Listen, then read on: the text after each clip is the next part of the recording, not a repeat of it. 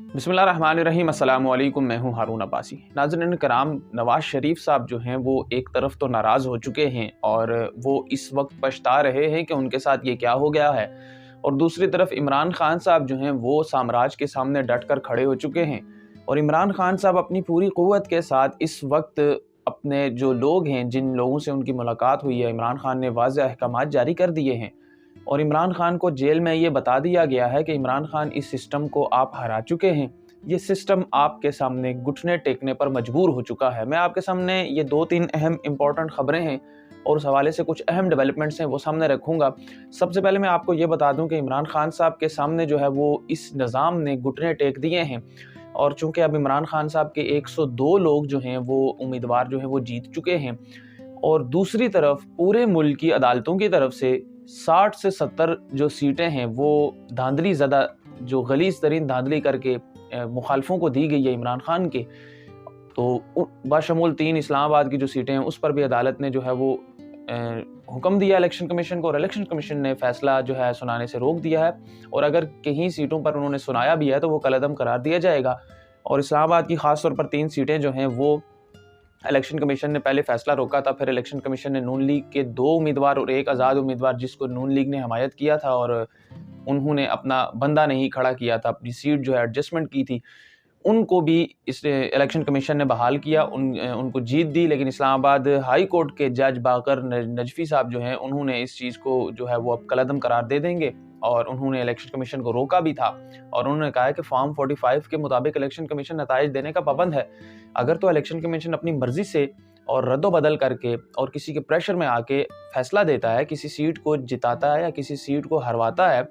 तो वो election commission पर इसकी जिम्मेदारी आयद होती है, क्योंकि इलेक्शन कमीशन फॉर्म 45 के मुताबिक जो है फैसला देने का पाबंद है। और फॉर्म 45 होता ये है कि सारे लोगों के पास होते हैं, ये जितने उम्मीदवार हैं इनके पास फॉर्म 45, उस पर जो है रिटर्निंग ऑफिसर के जो साइन हैं वो उसमें मौजूद होते हैं और ये एक वाज़िया सबूत होता है कि किसी भी पोलिंग स्टेशन में इलेक्शन हुए हैं, अगर तो उसमें जो नताइज आए हैं वो उसमें कौन जीता है या कौन हारा है, उसमें कितने नंबर से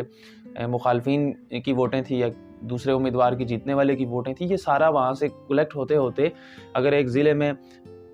50 पोलिंग स्टेशंस हैं एक हलके में, तो 50 पोलिंग स्टेशंस के फॉर्म 45 एक उम्मीदवार, हर उम्मीदवार के पास चले जाते हैं, हर उम्मीदवार उसको हासिल कर लेता है। और इन तमाम लोगों ने क्योंकि अभी ज़ोर दिया हुआ था इसी फॉर्म 45 को लेने में, तो ये तमाम लोग जो हैं जो कामयाब हुए हैं और जिनकी सीटें जो हैं छीनी गई हैं, वो लोग भी फॉर्म 45 लेने में कामयाब हो चुके हैं। और उसकी वजह यह है कि ये सिस्टम बौखलाहट का शिकार है और इस सिस्टम को पता चल चुका है जो इमरान खान के उम्मीदवार हैं उनसे जो सीटें छीनी गई हैं, तकरीबन 50 से 60 सीटें ऐसी हैं जो छीनी गई हैं,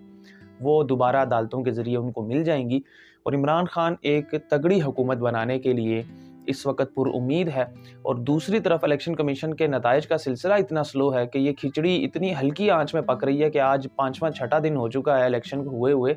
लेकिन ये फैसला नहीं हो रहा कि कौन ज़्यादा सीटों पर बर्तरी हासिल कर चुका है, या तमाम सीटें डिक्लेयर ही नहीं हुई। और बहुत सी ऐसी सीटें हैं जो डिक्लेयर हुई हैं वो कलअदम करार दी दे जाएगी, वो अदालतों से ज़रिए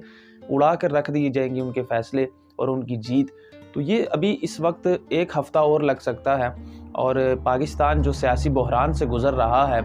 और डिज़ाइनर जो हैं उन्होंने इस तरह का तजर्बा किया है कि सारे मजबूर हो जाएं। और नवाज़ शरीफ साहब स्पेशली बहुत ज़्यादा नाराज़ हैं और वो ये कह रहे हैं कि मुझे लंदन से बुलाया तो इसलिए गया था कि मुझे वज़ीर आज़म बनाएंगे, बड़ा तगड़ा वज़ीर आज़म बनाएंगे और मेरी चलेगी। तो अभी